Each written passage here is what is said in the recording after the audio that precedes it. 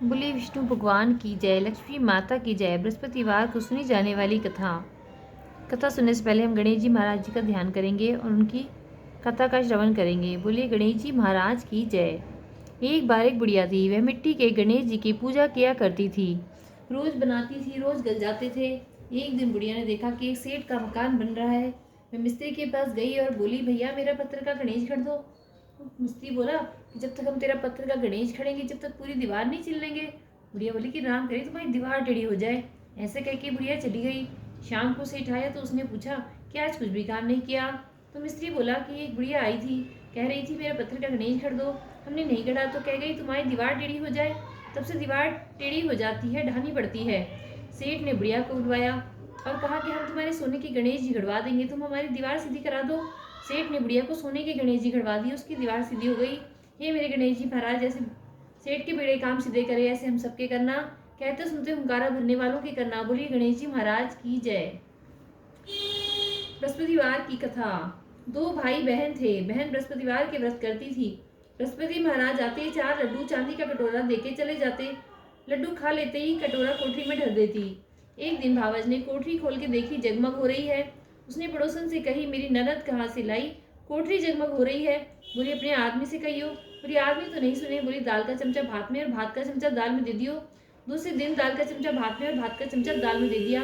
बोले पागल हो रही है। बोली पागल मैं न हो रही, थारी बहन हो रही है।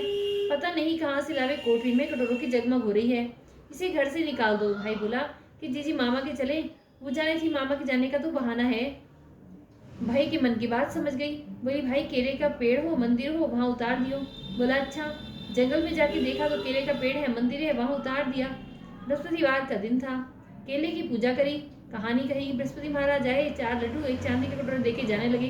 वो पेड़ के पीछे से चिपकर देख रहा था। उसने पैर पकड़ लिए। बोले छोड़ पापी, मेरे पैर कुंवारी कन्या के कलंक लगाते हैं।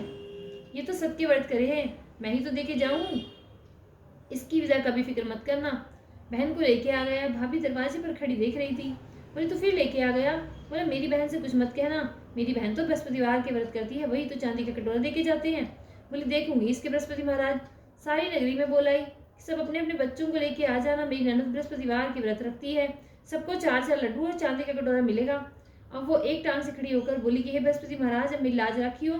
3 बार कहा। बृहस्पति महाराज आए, सबको 4-4 लड्डू और चांदी का कटोरा देके चले गए।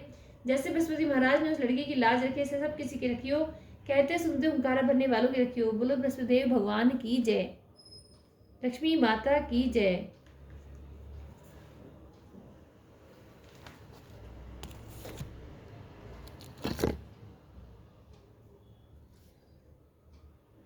कथा श्रवण करने के बाद भगवान जी के, विष्णु भगवान के सहस्त्र नाम करने चाहिए।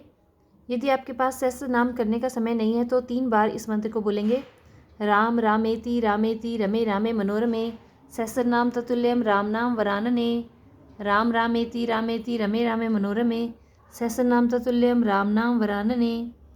राम रामेति रामेति रमे रामे मनोरमे, सहस्रनाम ततुल्यम राम नाम वरानने। बोले विष्णु भगवान की जय, सियावर रामचंद्र की जय, पवन सुत हनुमान की जय। वीडियो अच्छी लगे तो चैनल को लाइक और सब्सक्राइब जरूर करें और कमेंट में ओम नमो नारायणाय जरूर लिखें।